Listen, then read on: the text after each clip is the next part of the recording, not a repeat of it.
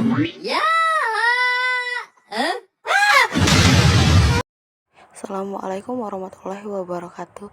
Halo teman-teman, perkenalkan nama saya Suhaibatul Aslamia, Prodi Akuntansi. Pada tugas satu ini saya akan membahas tentang sejarah lahirnya Pancasila, BPUPKI, Piagam Jakarta, dan PPKI. Sejarah lahirnya Pancasila. Pancasila lahir melalui proses yang panjang dan melibatkan diskusi serta musyawarah oleh para pendiri bangsa.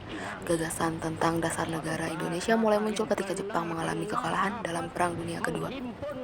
Saat itu, Jepang membentuk Badan Penyelidik Usaha-Usaha Persiapan Kemerdekaan Indonesia (BPUPKI) pada tanggal 29 April 1945 setelah menjanjikan kemerdekaan Indonesia. Tugas utama BPUPKI adalah merumuskan dasar negara yang akan menjadi pondasi bagi Indonesia setelah kemerdekaan. Pada sidang BPUPKI pertama yang berlangsung dari 29 Mei hingga 1 Juni 1945, muncul banyak usulan mengenai dasar negara, termasuk dari 3 tokoh utama, Muhammad Yamin, Supomo, dan Soekarno. Pancasila lahir pada tanggal 1 Juni 1945 dalam pidato yang bersejarah oleh Soekarno. Inilah mengapa tanggal tersebut kemudian diperingati Hari Lahir Pancasila. Panitia 9. Setelah usulan dari para tokoh, BPUPKI membentuk sebuah panitia kecil yang dikenal sebagai Panitia 9 yang bertugas untuk merumuskan naskah dasar negara. Panitia ini terdiri dari 9 anggota, yaitu Soekarno, Muhammad Hatta, Muhammad Yamin, Ahmad Subarjo, Agus Salim, Abi Kusno Cokro Sujoso, Wahid Hasim, Abdul Kahar Muzakir, A.A. Marimis. Setelah diskusi dan usulan-usulan tersebut, Panitia 9 yang dibentuk oleh BPUPKI menghasilkan Piagam Jakarta pada tanggal 22 Juni 1945 yang merupakan rumusan awal dari Pancasila. Dalam Piagam Jakarta, 5 sila yang dirumuskan adalah sebagai berikut. 1. Ketuhanan dengan kewajiban menjalankan syariat Islam bagi pemeluk-pemeluknya. 2. Kemanusiaan yang adil dan beradab. 3. Persatuan Indonesia. 4. Kerakyatan yang dipimpin oleh hikmat kebijaksanaan dalam permusyawaratan perwakilan. 5. Keadilan sosial bagi seluruh rakyat Indonesia. Namun, kalimat dengan kewajiban menjalankan syariat Islam bagi pemeluk-pemeluknya diubah pada tanggal 18 Agustus 1945 demi menjaga kesatuan dan persatuan bangsa. Dan akhirnya lahirlah rumusan Pancasila yang kita kenal saat ini. Rumusan Pancasila dalam Undang-Undang Dasar 1945 pada tanggal 18 Agustus 1945. Setelah perdebatan dan penyesuaian, Pancasila akhirnya disahkan dalam sidang Panitia Persiapan Kemerdekaan Indonesia (PPKI) pada tanggal 18 Agustus 1945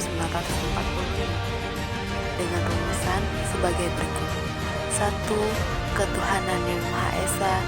2. Kemanusiaan yang adil dan beradab. 3. Persatuan Indonesia. 4. Kerakyatan yang dipimpin oleh hikmah kebijaksanaan dalam permusyawaratan perwakilan. 5. Keadilan sosial bagi seluruh rakyat Indonesia. Rumusan inilah yang menjadi dasar negara Indonesia. Pancasila sebagai dasar negara. Pancasila menjadi sumber utama dari segala hukum yang ada di Indonesia.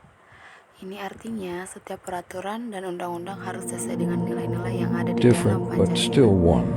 Dengan adanya Pancasila, hukum di Indonesia jadi lebih kuat untuk menjaga harmonize differences, strengthen unity. Pancasila tidak cuma penting di aspek hukum, tapi juga dalam menjaga persatuan bangsa Indonesia kita. Teman-teman, lewat Pancasila kita diajak untuk saling menghargai perbedaan dan menjunjung tinggi rasa persaudaraan.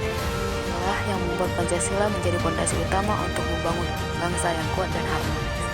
Pancasila sebagai ideologi negara.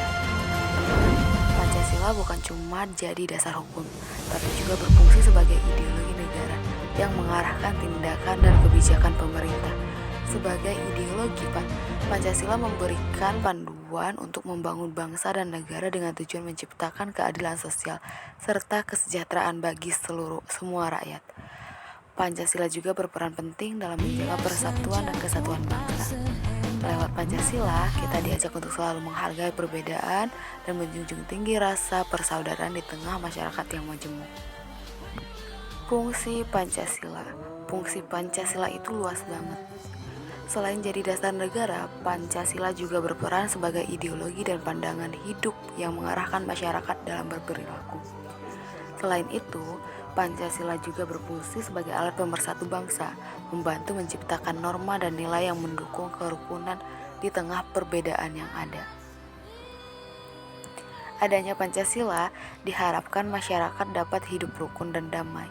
Pancasila mengajak kita untuk saling menghormati dan menerima perbedaan, sehingga kita bisa bersama-sama membangun bangsa yang lebih baik. Dalam konteks ini, Pancasila bukan sekedar teori, tetapi menjadi pedoman nyata dalam kehidupan sehari-hari. Terima kasih.